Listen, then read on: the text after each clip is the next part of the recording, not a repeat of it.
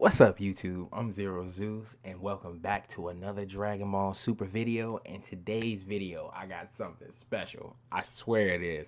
Okay, today was episode 125, and it's basically, Toppo. I can't really honestly, I don't know if you want to say he was pushed to his limit because everybody acts like he already had this power, even though from what I seen in the subtitles in the episode, well, that I had seen, they were basically saying that he had awakened it. So I don't know if that's the truth or not, or people just getting things confused. But he unveiled the power that he's been withholding. So I guess basically Toppo had a decision to make, and he was caught between the two, and he couldn't figure out whether. I guess. Well, I'm gonna get to this further in the video because I'm just jumping right in because there was so many things, but I really like that about Toppo. Like, okay, first of all, let me start by saying I'm so sorry for any time that I ever disrespected the big homie Toppo because he just showed me a whole nother him. Like, okay, I knew that he was gonna be powerful, right? I knew he was like, he was next to Jiren, so you knew he wasn't gonna be a pushover. But I didn't know he was gonna be the way that he was in this episode. Like when I say that it was epic, my dude. Like I couldn't believe it, and it's like, not that I couldn't believe it, because I knew he was gonna be tough. I knew he wasn't gonna be a pushover, like I said before. But he was just so much more. He was so great, so much more great than what I thought he was gonna be. And it's like, I mean, you could just hear it in my voice right now. I'm excited. Like, even though I hate that Dragon Ball's ending, they are really, really just hook, line, and sinker in me. They get me every time. I love this. But anyway, we're gonna try to do a little review of the whole episode. Like, I like how it starts off. Like, most people who just watch this and probably don't put too much into it probably thought Toppo, if they did know it was going to happen, they probably thought this fight with Toppo and Frieza and 17 probably, they would have just moved them past and he wouldn't have been an obstacle like the way he was, but he actually was. But I like the way they start off. They show you Goku and Vegeta, and they getting it in with Jiren, and it's like, even though they still getting their ass handed to them, it's like they starting to put up a better fight.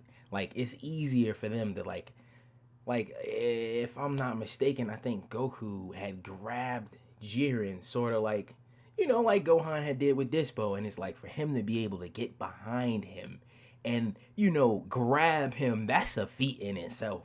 But yeah, I like how they started off. They went straight into that fight, and it makes you think. Like, you wouldn't even have thought that this episode that you would have seen that much of that fight like you did. You would have thought they probably showed you a couple clips and it would have been it. But it was, it was a nice little amount. I like how they jumped straight in with Toppo, and he didn't just go right into transforming, even though he transformed earlier in the episode than what I thought he would.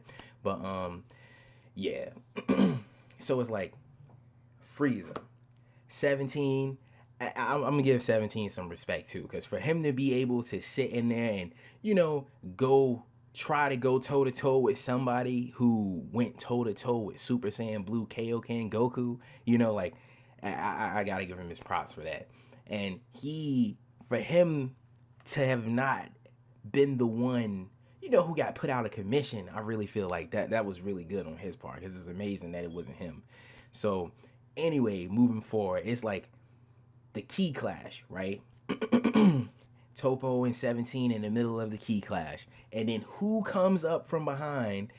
Frieza. And it's like that little picture that was floating around the internet where he was looking all maniacal and stuff like that. That's what that was. And he was shooting him at his back. And it's like, yeah, you could tell it was hidden. It was hurting him. It was really hurting him. Like, it was really getting into him. It's like, I knew Frieza was a fucked up person. You know that already. He's a villain. That's kind of mandatory. But the way he was doing him, it just really seemed like he was gonna be nothing to Frieza at that moment. But I knew the tables were gonna turn, and but I guess Frieza gives him like a death beam barrage, and after that, he hits him with a really big ki blast, rips his shirt up, he falls down on one knee, and I guess this is the point in the episode when Toppo makes the decision that he is above good and evil. And I feel like that's a really cool struggle for him to have. Like that really made me like him more as a character. Not only the fact that I don't really know if you could call this a transformation, but to me it is, because his, like, things about him physically have changed. Not just the energy around him, not just his eyes, but his body has physically changed. And it's like he went from being, like kind of fat to built, like bodybuilder built. And it's like Toppo already looked like a guy you didn't want to fuck with. But if you seen him, like if you seen him in front of you, I guarantee you wouldn't try anything. I'm telling you. But anyway, Toppo transforms, and it's just like everybody was saying. I really didn't think it was gonna be like, oh, God of Destruction key, and like I like how he uses it. Like we see him use it in a way that it hasn't been done before, and like 17 has like his force field, basically his barrier, and it's like that's kind of how the key, he can make the God key work for him, the Hakai energy work for him, because I think that's basically what it is. And Frieza, right? Now, this is a trap that I would have expected Vegeta to fall into. This is something that I really thought that was going to happen to Vegeta, but it just so happened to, happen to Frieza. But, Frieza, oh, I tangled with the likes of God of Destruction key before. And he like, that is nothing, And you could just tell that it was that moment where he knew he fucked up. And he got engulfed by the Hakai energy. It was good, dude. Like the way he was looking when he got hit with it, I just love that moment. It was nice. It was nice. It's like Toppo, and even in 17, even after seeing all this, knowing that he's nowhere near Frieza, and the fact that Frieza can't fuck with Toppo and he still tries, like that's what gives me another level of respect for him. But it's like, I did not expect for Toppo to be this savage. That's basically my little rundown of the episode. He basically, no, that's not it. That's not it. I'm forgetting one crucial part. So it looks like Frieza's gone. They never specify whether he was knocked out or not, and he's not. And he comes back and he does like, that I do not know, I do not remember what the name is, and the name that I remember is probably like the English dub name, so I might not even need to say it. But it's like his psychosis type of thing, his psychic ability, right, where he shoots the rocks and stuff. So he hits him in the back with that, and he's regular, right? He's not Golden Frieza, true Golden Frieza anymore. He's regular, right? And it's like Toppo, I think he starts, oh, a God of Destruction. He keeps mocking him like it's nothing. A God of Destruction is nothing in front of him. So he makes a huge ki blast, like, oh, enough with enough power to destroy a planet. Throws it directly at this man.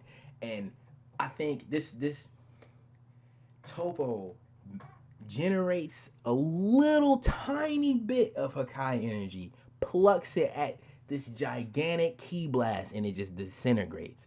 And it's like, if you seen Frieza face, I know everybody was like, you knew it wasn't going to do anything to him, because before this point, it was like everything they were throwing at him, because of the Hakai energy surrounding his body, it was just disintegrating. It's like, you can't even touch him. So it's like, for Frieza, all that energy just disappeared like that. And you catch, I guess, Toppo, it was kind of like, who can I describe? It was a moment with Jiren. I think it was like with Vegeta, and Vegeta seen him on the ground after he hit him with the final flash, and then he was right there in his face and he gutted him. It's like kind of like that. He was right there in Frieza's face and hit him with a terrible gut punch. Like, for a second, the way the animation looked like his arm was gonna go through his back. It's like, this episode was too serious. That, like, I usually try not to make my videos 10 to 12 minutes, but I cannot help it. This one needs to be talked about. I had to do this. But I'm talking a little bit too much. I probably will go into another video basically dealing with God powers. So that I just got this idea while I was doing this, because I think it's kind of cool that Toppo has a type of thing that's specific to only gods. Goku has a type of thing that's specific only to gods. And like, I guess you can consider Super Saiyan Blue, Vegeta's new Super Saiyan Blue form, I guess you can consider that too, but I don't know. But we're gonna see in the future. But I'm gonna end the video right here. I've been Xero Xeus. This has been my Dragonball Super episode 125 review. Please like, subscribe, share, and comment. Thank you for watching. I will see you all next video, and I will be doing a review video, so look out.